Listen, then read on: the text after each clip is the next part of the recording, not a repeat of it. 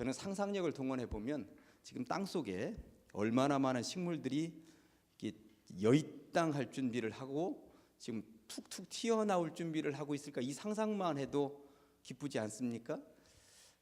제가 봄이 되면 항상 하는 이야기가, 길거리 돌아다닐 때 목련이 저는 이렇게 펑펑 터지는 소리를 저는 듣거든요. 여러분들은 못 들으시죠? 그 소리를 들을 수 있어야 돼요. 그 소리만 들을 수 있으면 안 늙습니다. 제가 계속 젊어지잖아요. 예, 하여튼 지나다닐 때 목련이 펑펑 팝콘 터지듯이 펑펑 터지는 소리를 앞으로 들으셔야 돼요. 작년에는 보니까 이미 목련꽃 진 다음에 제가 이런 이야기를 했더니 못 들었다고 그러시는데, 한번 신경 써서 들으시면 이 자연의 깨어남에 대해서 한 번씩 들으실 수 있어야 된다는 거예요. 그래서 이 봄에는, 봄이라고 하는 글자 앞에는 한 글자가 더 붙어 있어요. 새자가 붙어 있어요. 새봄입니다. 새여름도 없고 새가을도 없고 새겨울도 없어요. 오직 봄에만 새자가 붙어 있는 거예요. 글자 수를 두 글자씩으로 맞추려고 새자가 붙어 있는 게 절대 아니에요. 늘 신선한 것들이 새롭게 펑펑 터져 나오는데, 그것을 못 보고 있으면 흔봄인 거죠. 여러분들은 흔봄이 아니시고 새봄을 늘 맞이하시기를 간절히 축원합니다. 자, 오늘 이제 사도행전을 공부하는 시간인데요. 사도행전을 영어로는 액츠라고, 이렇게 영어 성경엔 액츠라고 되어져 있습니다. 액트, 행동하다, 뭐 이런 뜻이죠. 그러니까 사도행전이잖아요. 행전,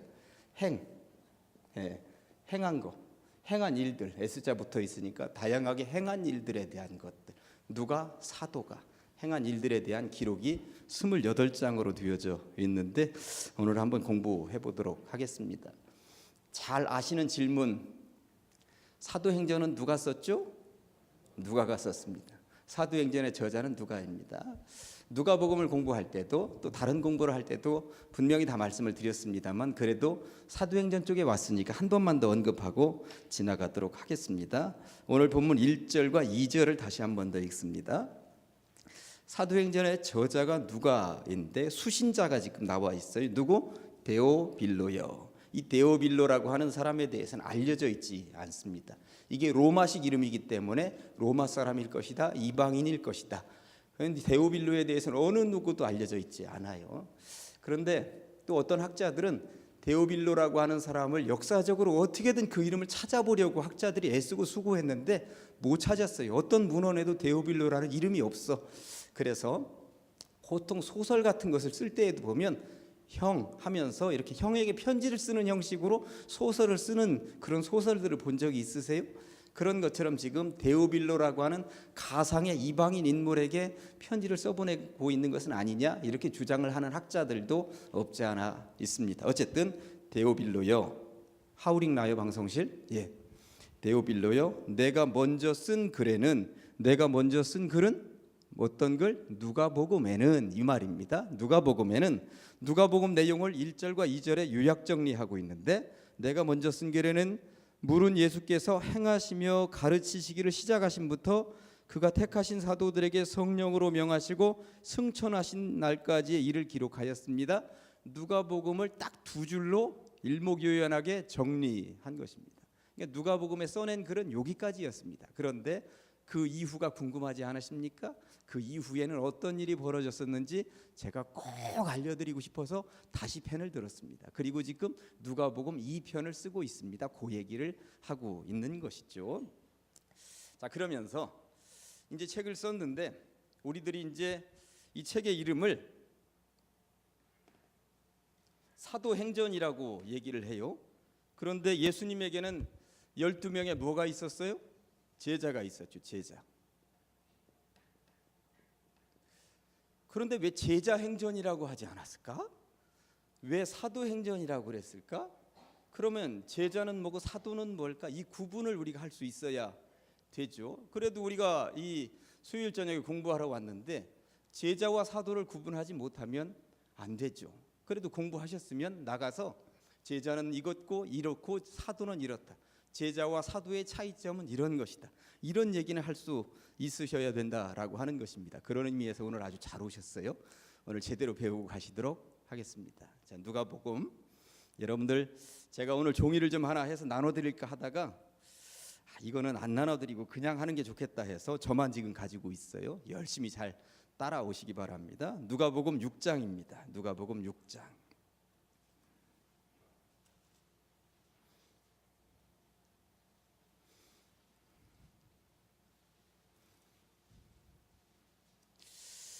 누가복음 6장 12절.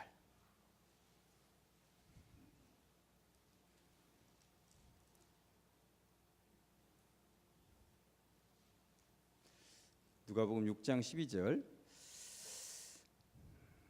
자, 보겠습니다.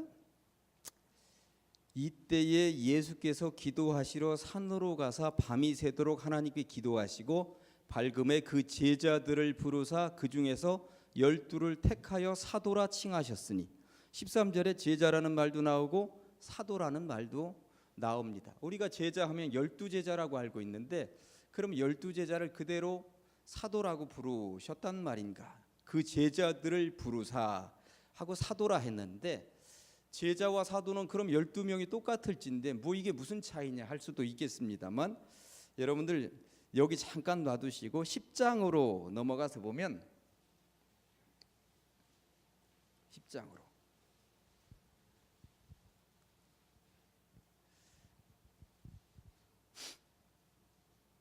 10장에 그 후에 주께서 따로 70인을 세우사 친히 가시려는 각 동네와 각 지역으로 둘씩 앞서 보내시며 그러니까 예수님의 제자는 12명이었다라고 하는 고정관념에서 벗어나야 되는 거예요. 예수님의 제자는 12명으로 한정 지을 수 있는 게 아니라 70명이라고 하는 이야기도 여기 지금 나와 있는 것이죠. 그러니까 제자 그룹은 많았습니다. 그리고 최대 70명이라고 하는 보고도 여기에 지금 나와 있는 거예요. 그런데 그 많은 사람들 가운데에서 사도를 지금 딱 세웠는데 다시 앞으로 돌아갑니다. 6장으로 누가복음 6장으로 다시 돌아갑니다.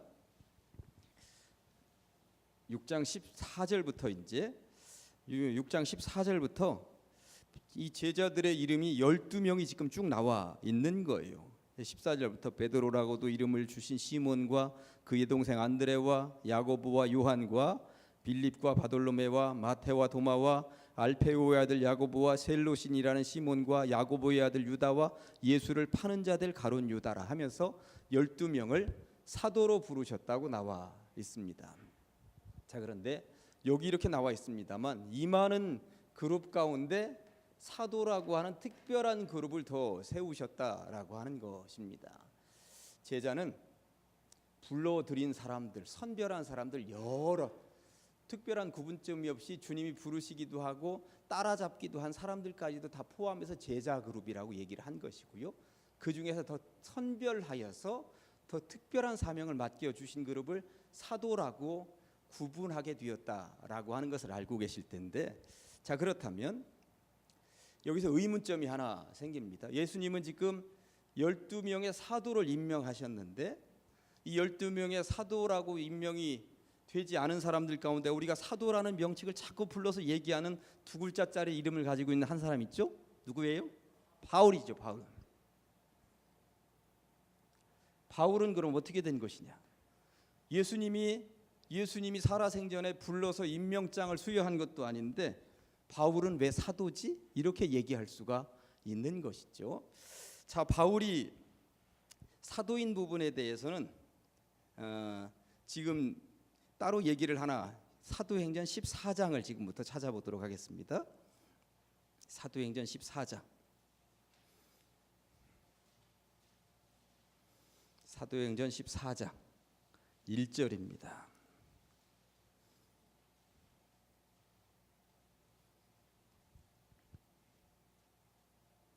사도행전 14장 1절입니다.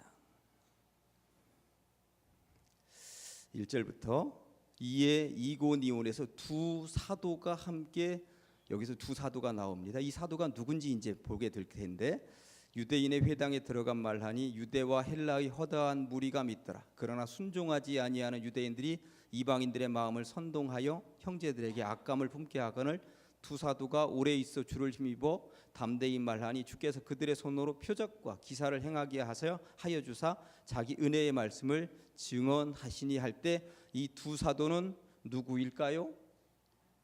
바나바와 바울입니다. 예. 바나바 바울입니다.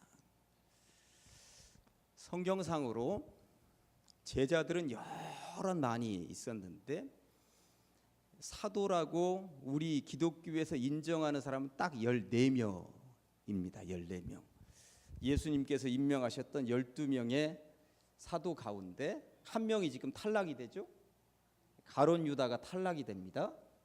가룟 유다가 아웃되고 대신 누가 들어와요?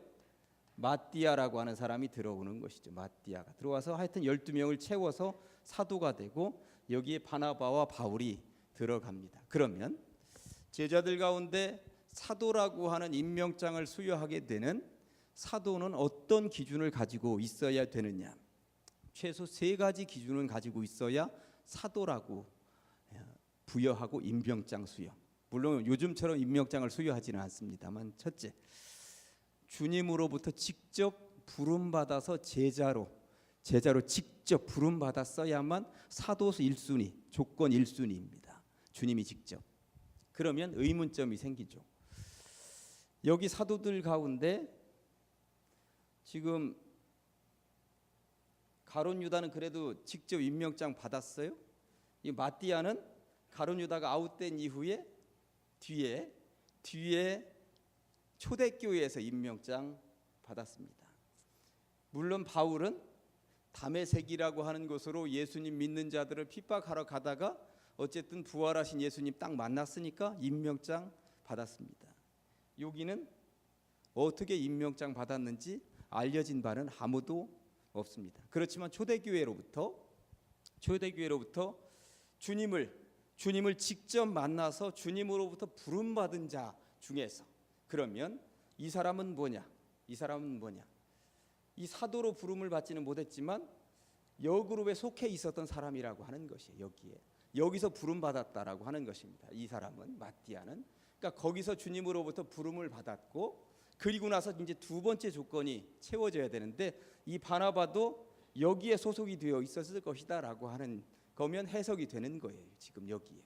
그리고 두 번째 조건이 뭐냐면 주님으로부터 부름을 받았다라고 하는 그 조건 하나와 더불어서 예수님의 부활을 직접 목격한 사람이어야 된다는 두 번째 조건에 부합해야 돼야 사도로 임명을 받았다라고 하는 것입니다. 그러니까 주님으로부터 부름받은, 그러니까 부름받았다라고 하는 전제 조건은 여기에도 포함이 돼서 이 제자 그룹은 주님이 어쨌든 전체적으로 불러들였던 사람들이니까, 그리고 예수님의 부활을 체험해야 된다라고 하는 거였습니다.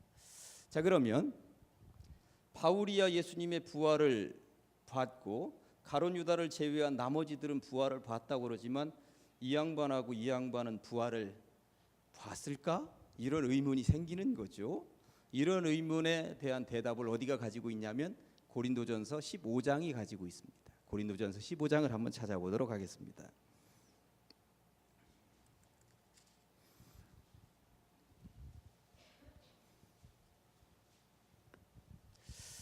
고린도전서는 사도행전, 로마서 다음에 고린도전서가 쓰여져 있습니다. 고린도전서 15장.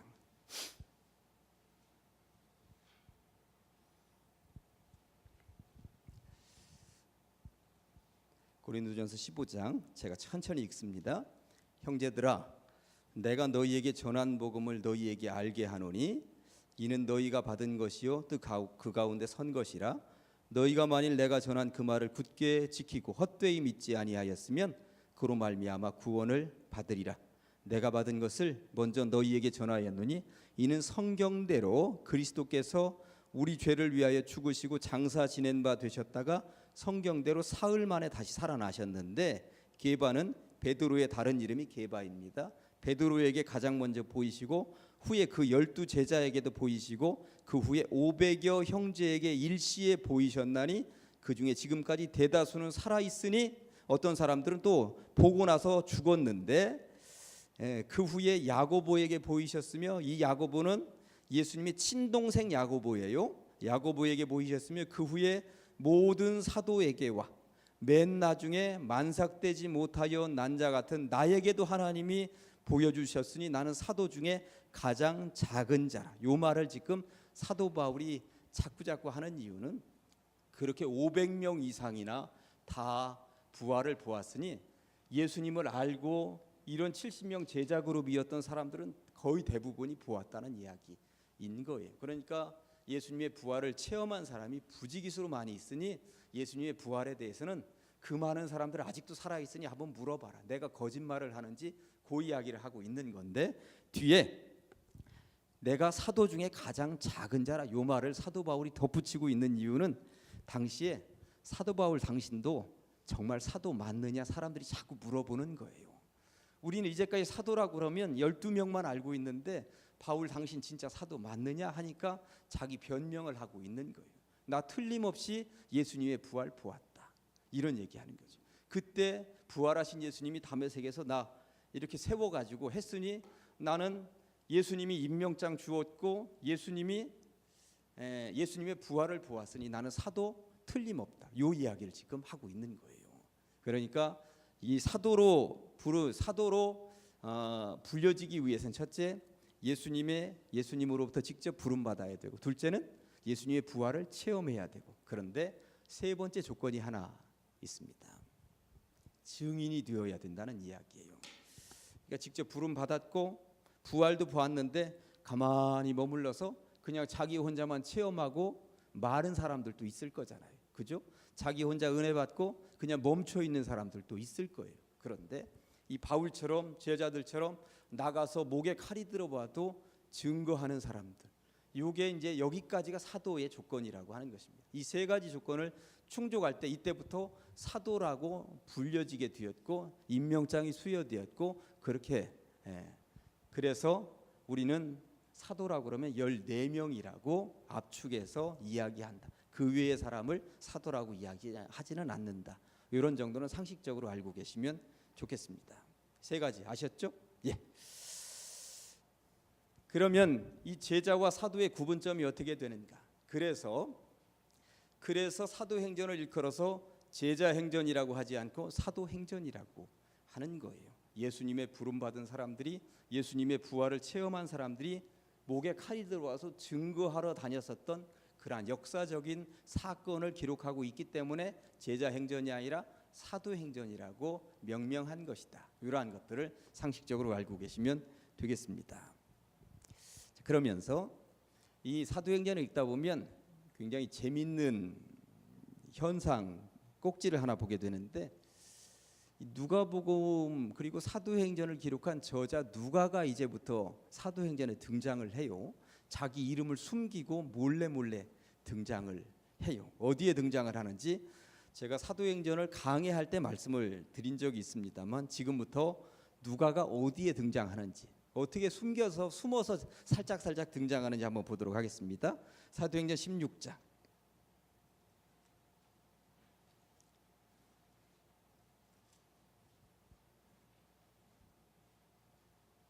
사도행전 16장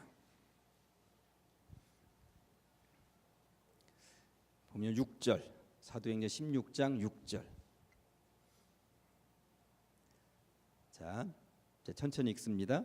성령이 아시아에서 말씀을 전하지 못하게 하시거늘 그들이 부르기아와 갈라디아 땅으로 다녀가, 여기서 그들이라고 나와 있어요. 그들이 부르기아와 갈라디아 땅으로 다녀가, 그들이 여기에다 표시를 해놓으시면, 그 다음에 7절에 무시아 앞에 이르러 비두니아로 가고자 했으되 예수의 영이 허락하지 아니하시는지라 무시아를 지나 드로아로 내려갔는데, 여기 드로아는 트로이 목마가 있는 지역이 드로아예요. 트로이 목마라고 하는 그런 역사적인 것.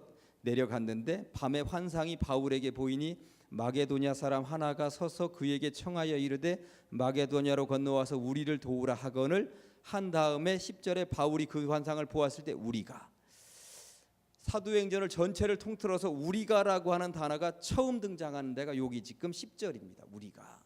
그러니까 여기부터 사도행전에 전도하는 역사에 사도행전의 저자 누가가 이제 합류하기 시작했다는 이야기인 거예요. 여기에 우리가 우리가 곧 마게도냐로 떠나기를 힘쓰니 이는 하나님이 저 사람들에게 복음을 전하라고 우리를 부르신 줄로 인정함이로라. 우리가 드로아에서, 트로이 목마가 있는 그 드로아에서 배를 떠나 하면서 우리가라는 말이 나오는 거죠. 그런데 재밌는 것은 16장 다 끝나고 17장이 딱 시작할 때 여기는 그들이 이렇게, 그러니까 16장까지는 우리가, 그러니까 누가복음의 저자 누가가 동행하다가 17장부터는 그들만 떠난 거예요. 지금 나는 안 가고. 그러니까 성경을 읽다 보면 이런 장면들이 한 군데만 더 볼까요? 17장 1절 보셨는데 20장 5절 그들이 막 돌아다녀. 이제 누가는 없어. 그러다가 20장 보면 20장 5절에 그들은 먼저 가서 드로아에서 우리를 기다리더라. 6절에 우리는, 여기서 이제 누가가 이제 합류했구나. 성경을 읽다 보면 그러한 것들을, 이게 누가가 어디서 합류하고 어디서 떠났는지 이런 내용들이 나와 있는 거죠. 그러면서 누가가 포함이 되어 있었던 그 자리는 얼마나 더 생생한지 몰라요. 7절부터 한번 보면 20장 7절입니다. 그 주간의 첫날에 우리가 떡을 때리 하여 모였더니 바울이 이튿날 떠나고자 하여 그들에게 강론할새 말을 밤중까지 계속하며 우리가 모인 윗다락에 등불을 많이 켰는데 유독으로 하는 청년이 창에 걸터 앉아 있다가 깊이 졸더니 바울이 강론하기를 더 오래 하며 졸음을 이기지 못하여 3층에서 떨어지거늘 일으켜 보니 죽었는지라. 이게 본인이 보았으니까 우리가잖아. 직접 누가가 보았으니까 아주 생생하게 기록을 하고 있는 거예요. 하나만 더 볼까요? 한참 좀 넘겨서 27장.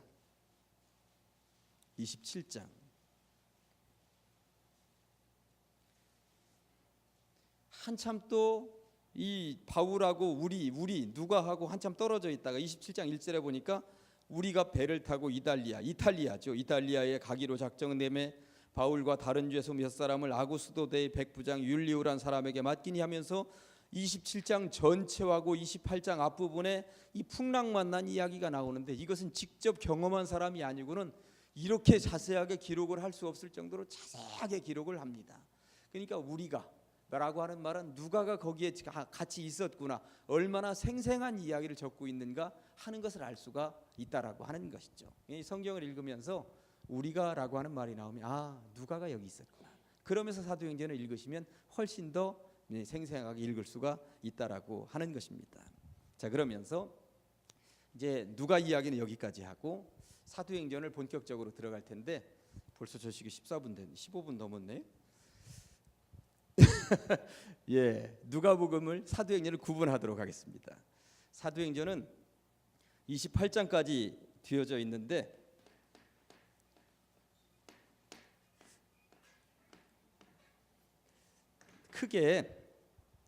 크게 양분할 수가 있어요.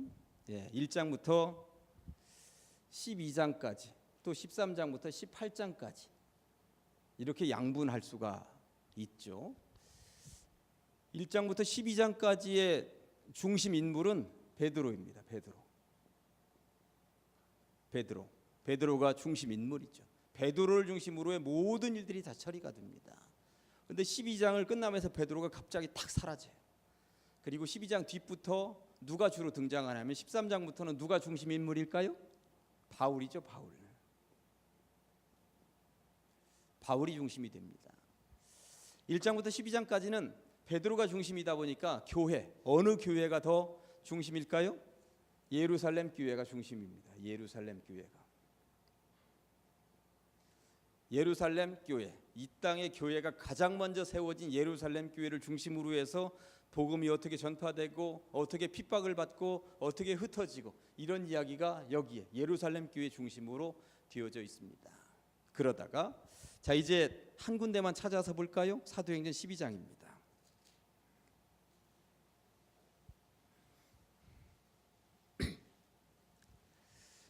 사도행전 12장 19절. 사도행전 11장 19절. 사도행전 11장 19절 보면 그때의 스데반의 일로, 스데반 집사님이 핍박당하다가 죽은 일로 일어난 환란으로 말미암아 성도들이 흩어졌어요. 전국 방방곡곡으로 외국으로 흩어졌습니다. 그렇게 흩어진 사람들이 베니게에도 가고 구브로에게도 가고 그 다음에 안디옥까지 이르렀습니다. 그래서 유대인에게만 처음에 말씀을 증거하는데 그 중에 구브로와 구레네 몇 사람이 안디옥에 이르러 헬라인에게도 말하여 주 예수를 전파하니 주 예수니 그들과 함께 하시며 수많은 사람들이 믿고 주께 돌아오는 역사가, 여기 지금 이방인들에게도 복음이 증거되는 놀라운 장면이 여기 기록이 되고 있는데, 여러분들 19절 바로 앞부분에 뭐라고 쓰여져 있어요? 제목이 안디옥 교회라고 쓰여져 있습니다. 안디옥 교회. 근데 안디옥 교회가 지금 개척된 거예요. 여기 개척되었어요. 근데 안디옥 교회가 개척됐다는 이야기를 여기 딱 써놓고 여기에 지금 안디옥 교회가 중심은 아니에요, 아직은. 그런데 13장으로 딱 돌아가서 1절에 보면, 13장으로 돌아가서 1절에 보면 안디옥 교회에 여기부터 시작이 됩니다. 그러니까 13장의 중심은 안디옥 교회라고 하는 걸 알 수가 있어요. 바울을 중심으로 해서 안디옥 교회가 중심이 되어서 13장부터는 이방인들을 중심으로 한 교회. 그러니까 예루살렘 교회는 절대적으로 유대인들만이 교회 모였던 교회. 그런데 이제 안디옥 교회는 이방인들이 중심이 되어서 모였던 교회. 이게 사도행전은 쌍두마차로 지금 가는 거예요. 예루살렘 교회는 예루살렘 교회대로 유대인들이 모여 있고, 안디옥 교회는 안디옥 교회대로 이방인들이 모여서 예배를 드리고 있는데, 중심이 더 이방인 지역으로 퍼져나가고 있다라고 하는 것을 알 수가 있는 것이죠. 그리고 나서 베드로는 12장에서 딱 사라졌는데 이 중간에 15장에서 잠깐 등장했다가 베드로는 더 이상 등장하지 않습니다. 베드로가 어디서 어떻게 사역을 했는지 성경책에는 더 이상 기록으로는 남겨져 있지 않습니다. 12장에서 끝납니다. 그리고 15장에 잠깐 등장했다가 그냥 사라집니다. 그 이유는 바울을 중심으로 모든 선교의 역사가 전개된다라고 하는 것을 알 수가 있는 것이죠. 그러면서 바울이 이제 선교 여행을 다니는 거예요. 선교 여행을 다니는데, 선교 여행을 총 3번 다니는 거죠. 선교 여행 3번 다니는 이야기를 지금 이 시간에 하면 그 줄거리를 좀 이렇게 잡아드리려고 하는데 다음 주에 해야 될 것 같습니다. 다만 이 이야기하면서 여러 가지 많은 이야기를 했는데 시간이 너무 많이 갔어요. 더 못하겠네요. 내가 얼마 안 한 것 같은데 왜 이렇게 시간이 많이 갔죠? 예. 그러면서 한 가지 놓치지 말아야 할 것. 사도행전을 강의하면서 사도행전에 별명이 있는데 뭐라고 그랬습니까? 성령행전이라고 그랬어요. 이거 놓치면 안 되죠. 사도행전은 사도들이 행한 그러한 역사에 대한 이야기지만 결국 이 사도들의 배후 조종 세력, 이렇게 하면 조금 말이 좀 어감이 좀 그렇습니다만, 사도들의 뒤에는 보이지 않는 손이 있었으니 누구였다? 성령이 계셨다. 성령이. 그러니까 사도들은 성령이 행하는 대로 그대로 행할 뿐이었다라고 하는 것입니다. 다시 한 번 더 여러분들 사도행전 16장 다시 한 번 더 돌아가서 여기 부분만 한번 읽고 다음 주에 전체 모여서 다음 주에는 사도 바울의 선교 여행에 대한 이야기를 이제 살펴보려고 합니다. 아주 중요한 이야기. 사도행전 16장 6절에 보니까 성령이 아시아에서 말씀을 전하지 못하게 하면 안전하는 거예요. 그죠? 그들이 부르기아와 갈라디아 땅으로 한번 가봤어. 자기들끼리 무시아 앞에 이르러 비두니아로 가고자 했을 때 성령의 영이 허락하지 않으시니까 안 가는 거예요.